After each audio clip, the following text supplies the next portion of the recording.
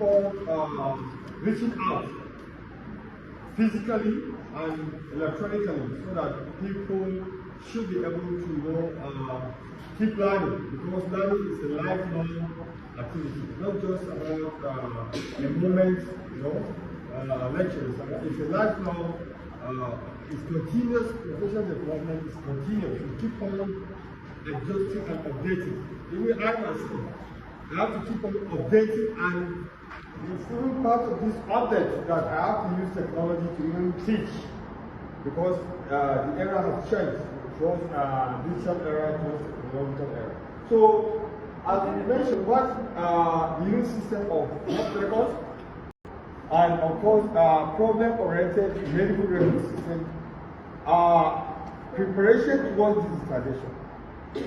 Because the World Health Organization, WHO, has really mentioned that before you have a very good electronic platform or digitization or computerization of your patient records, you must have a very functional also manual system of records. Because when your manual system is organized, then it's easier to move to another platform. But if it is disorganized, then that means you have disorganized data. That means you are going to have a garbage in, garbage out. So it's better to have also a good manual system. I am an advocate of hybrid system of health records. And when we say hybrid, we mean you should still maintain the analog, the paper-based, and also maintain the electronic platform. This is because of our level of development. Hardly you see an institution where it survives a whole 24 hours with a stable light, a stable electricity. When did we have the light back? An hour ago when the place was so hot, and we were discussing about other electronic platforms in the hospital. For instance, they have in the box, and what have you that at times it doesn't work because the nature issue, and also the server, they refuse to work, or the electricity issue. I know this is not a biscuit industry. This is not a soft drink manufacturing industry. This is a patient industry. If it's a biscuit industry, in that process and the biscuit got damaged, you only throw it to the garbage. But in the case of healthcare industry, when system goes wrong, patient suffer, patient dies, parents. Imagine a woman in labor and everything goes off and she cannot be. You can imagine the parents. Imagine a very elderly person, sitting down, waiting to the attendant, and the light goes on, and the place is uncomfortable, and there's no way to activate his own electronic data. All these things are going to add time to the patient. So that's the reason why, as for now, I always advocate a hybrid platform where you have both the electronic health records and electronic medical. And for you to have a vibrant manual health record system, therefore, we say you should have what? A unique system of health records, which is about fundamental principles of records keeping, where the philosophy is based on what? One patient, one case folder, and one unit number. And that should be used by a patient throughout the period of his hospitalization and subsequent visit to the hospital, irrespective of which department has rendered services to the patient, or which clinical department, or which specialists have attended to the patient. The records should be integrated, it should be in one case folder. This will help to avoid what? Duplication. It will also give economy in terms of resources to be used, because you are not going to have double paper or double investigation. So everything is going to be once. Okay? It also kind of reduces the effort, because if you have different case folders in different plans, you are duplicating the effort of the staff. But we say it has some little disadvantage. For instance, if it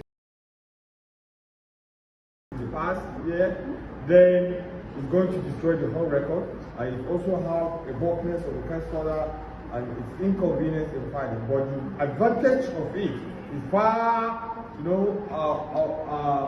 outpass the disadvantage. So we need to maintain it. We need to avoid duplication. It will give a comprehensive clinical information to the clinician so that you can be able to treat the patient. Then beyond electronic health records, there's also another preparation that was done long before, even before the advent of computerization. That was by in 1958. That's when he came up with the concept of what? Problem-oriented medical records. What is the concept of problem-oriented medical records? It's a way a clinician arrange and organize their clinical documentation. And it is based on what? Subjective, number one, objective, number two, assessment, number three, and plan, number four, which we gave an abbreviation of SOP, like the bathroom SOP. And what do we mean by subjective? That means if a clinician should start documentation, he should start documenting what he has seen himself. Okay? His own assumption about the patient is presented with this, he looks like himself. So it's his own subjective. But the subjective is not the way to conclude a diagnosis. Therefore, the next step is what? Objective. And the objective means you have to now scientifically test. You have to scientifically test through laboratory investigation. He may think it is malaria, then he will order for also malaria above typhoid fever and related illness to it. Okay? So that the laboratory now can confirm through investigation. So when that is done, then you will do the assessment, then you will plan for the treatment. So the way this record is organized, if you look at it, it's very organized, it's very standardized. That means it brings about standard, and it also will be easier, to be entered into an electronic platform instead of leaving it haphazardly. Okay, that is it. Then another aspect of organizing manual health records is what we call